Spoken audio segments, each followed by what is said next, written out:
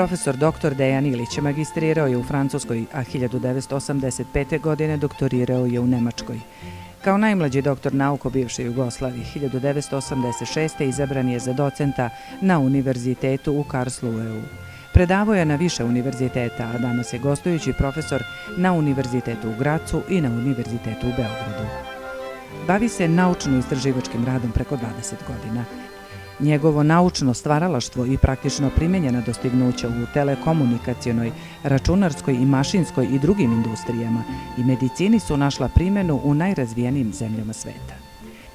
Ima 104 registrovana patenta u Evropskoj uniji, 74 u Japanu i Koreji i 54 patenta u Sjedinjenim Američkim Državama. Dobitnik je preko 20 nagrada za inovacije, zaštitu životne sredine, razvoj novih proizvoda na tržištu. Bio je dugogodišnji predsjednik svetskih koncerna Varte i Ari grupe, a sada član upravnih odbora nekoliko nemačkih velikih kompanija.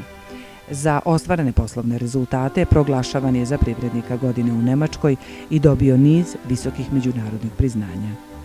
Ideja za svoje naučno istraživanje dobija i u neposrednim intenzivnim kontaktima sa vodećim svetskim proizvođačima mobilnih uređaja, čije želje pretvara u finalne industrijske komponente za te uređaje, kao što je prvi laptop, prvi mobilni telefon težine manje od 200 grama, iPod, iPhone.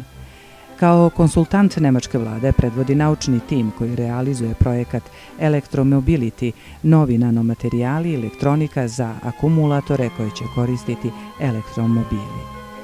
U funkciji predsjednika Upravnog odbora novoosnovanog Fonda za inovacionu delatnost Republike Srbije zalaže se za podsticanje razvoja nauke i tehnologije.